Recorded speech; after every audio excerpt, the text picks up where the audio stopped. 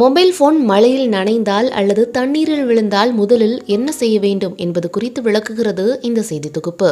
மழைக்காலங்களில் ஸ்மார்ட் போனை எவ்வாறு பாதுகாப்பது, மழையில் மொபைல் நனைந்தால் முதலில் செய்ய வேண்டியது என்ன, மொபைல் போனை அரிசிக்குள் வைத்தால் உடனடியாக சரியாகுமா போன்ற கேள்விகள் குறித்து இந்த செய்தி தொகுப்பில் தெரிந்து கொள்ளலாம். நேற்று ஒரு கஸ்டமர் நம்ம கடைக்கு வந்திருந்தார். என்ன பிரச்சனை பார்த்தா ஃபோனை தண்ணிக்குள்ளே போட்டிருந்தாப்புல. இப்போ மழைக்காலம் ரொம்ப ஸ்டார்ட் ஆயிடுச்சுனால கஸ்டமர் எல்லோரும் தண்ணிக்குள்ளே போட்டேன் அப்படின்னு சொல்லி இஷ்யூ மாதிரி கொண்டு வராங்க. நம்ம ஊரில் ஸ்விக்கி, சொமேட்டோ இதில் வேலை பார்க்குற பசங்களும் இருக்காங்க. அதே டைமில் வயக்காட்டில் வேலை பார்க்குற பெரியவங்களும் இருக்காங்க. ஸோ அவங்கெல்லாம் சின்ன ஃபோன் யூஸ் பண்ணுறாங்க, இவங்க பெரிய ஃபோன் யூஸ் பண்ணுறாங்க. பேசிக்காக பிரச்சனை என்ன, மழைக்காலம் டேரெக்டாக தண்ணியில் வயக்காட்டில் போட்டேன், இல்லை நம்ம வண்டியில் சூஸ் பண்ணிட்டும் போது கீழே சகதியில் விழுந்துருச்சு, இந்த மாதிரி ஃபோன் கொண்டு வராங்க. ஸோ மெயினாக அவங்க பண்ணுற தப்பு என்னென்னு பார்க்கும்போது டேரெக்டாக இந்த மாதிரி தண்ணியில் விழுந்துச்சுனாலோ வயசானவங்க சார்ஜ் போட்டுடுறாங்க. அது போக படித்தவங்க மாதிரி இருக்கும்போது டேரெக்டாக அவங்க வீட்டில் அரிசியில் வச்சிடுறாங்க.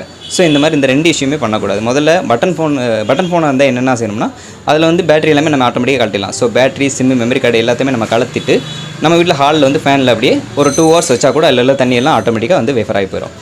நம்ம அரிசிலையும் வைக்கக்கூடாது. இப்போ சில பெரிய ஃபோனில் பேட்டரி நம்ம ஆட்டோமேட்டிக்காக கழட்டிக்கலாம்.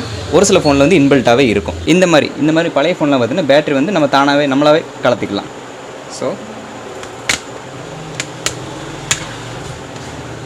இந்த மாதிரி டோரு, பேட்டரி, மெமரி கார்டு எல்லாத்தையுமே நீங்கள் தனித்தனியாக கலத்தி வச்சுட்டு ஓரளவு ஒரு 2 hours ஃபேனில் காஞ்ச பின்னாடி நீங்கள் டேரெக்டாக சர்வீஸ் சென்டர் கொண்டு கொடுத்துடலாம். இப்போ ஒருவேளை உங்கள் ஸ்மார்ட் ஃபோன் தண்ணியில் விழுந்துச்சுன்னா மொபைலை இப்படி நீங்கள் வீட்டில் காய வைக்கக்கூடாது, இப்படி காய வைங்க. ஏன்னா இப்படி நீங்கள் வைக்கும்போது நமக்கு பின்னாடி போர்டு, சிசி போர்டு எல்லாமே இருக்குது. ஸோ அது வழியாக தண்ணி இறங்கும்போது நமக்கு ரொம்ப டேமேஜாக வாய்ப்பு இருக்குது. இதுவே நீங்கள் இப்படி வச்சிங்கன்னா உங்களோட தண்ணி எல்லாமே டிஸ்பிளேயில் மட்டும்தான் இருக்கும். அந்த டிஸ்பிளே குவாலிட்டி நமக்கு அமௌண்ட் ஒரு 1600 to 1800 ஒரு ஃபோனை பொறுத்து வரும். ஒருவேளை நீங்கள் இப்படி திருப்பி வச்சுருந்தீங்கன்னா அந்த போர்டிலெல்லாம் படும்போது நமக்கு செலவுகள் அதிகமாக வாய்ப்பு இருக்குது. ஸோ கீழாக்க வைக்கிறது உங்களுக்கு எப்போவுமே பெட்டராகவே இருக்கும். தண்ணியில் விழுந்த பின்னாடி காட்டன் துணி வச்சு நம்ம 2 ஃபோனையுமே தொடச்சிக்கலாம். பட்டன் ஃபோனாலும் சரி, டச் ஃபோனும் சரி, ஃபுல்லாக சுற்றி தொடச்சிட்டு நம்ம வீட்டில் ஹாலில் ஒரு 2 hours வச்சுருந்தாலே போதும். அதுபோக இப்போ உள்ள ஃபோன்லலாம் வாட்டர் ப்ரூஃபும் வருது. மக்கள் வாட்டர் ப்ரூஃப் நினச்சிக்கிறாங்களே, தண்ணியில் எப்படினாலும் போட்டுக்கலாம், நம்ம எவ்வளோ ஆழம் போனாலும் ஒன்றாக தான் நினச்சிக்கலாம். ஆனால் என்ன தான் வாட்டர் ப்ரூஃப் ஐபி ரேட்டிங் கொடுத்துருந்தாலும் தண்ணிக்குள்ளே இவ்வளோ தான் ஆழம் போகணும் அப்படிங்கிற மாதிரி அவங்க ரேட்டிங் கொடுத்தாங்க. அது ஐபி ரேட்டிங் பார்க்குறாங்க. அதே மாதிரி இவ்வளோ ஆழத்துக்குள்ளே போய்க்கலாம் அப்படிங்கிறதுக்கும் ஒரு ரூல் உண்டு. ஸோ நம்ம எந்த அளவு ஆழம் அப்படிங்கிறது உங்கள் ஃபோன் கொடுத்தோன்னா அந்தளவு போகும்போது உங்கள் ஃபோனுக்கு பிரச்சனை இருக்குது. ஆனால் அதை தாண்டி ஆழம் போகும்போது உங்கள் ஃபோனில் தண்ணி இறங்குறதுக்கு அதிகமாகவே வாய்ப்புகள் இருக்குது. ஸோ என்ன ஃபோனாலும் சரி, உங்களோட பேட்டரி கலத்த முடிஞ்சால் கலத்தையே காய வச்சு பக்கத்தில் இருக்க சர்வீஸ் சென்டர் கொண்டு வந்துருங்க. ஸோ பட்டன் ஃபோன்னாலும் சரி, டச் ஃபோன்னாலும் சரி, கஸ்டமர் டேரெக்டாக கொண்டு போய் அரிசியில் வச்சிடுறாங்க. அரிசியில் இருக்க ஹீட்டுக்கு அது சரியாயின்னு சொல்கிறாங்க. ஆனால் அரிசியில் நார்மல் ஹீட்டு தான் இருக்குது.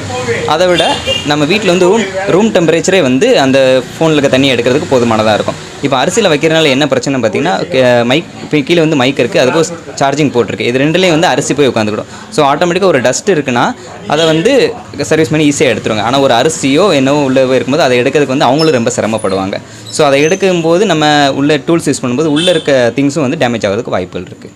இது போன்ற பயனுள்ள தகவல்களை தெரிந்து கொள்ள நியூஸ் 18 உள்ளூர் பக்கங்களை ஃபாலோ பண்ணிக்கோங்க. நியூஸ் 18 உள்ளூர் செய்திகளுக்காக தென்காசி மாவட்டத்திலிருந்து சுபகோமதி.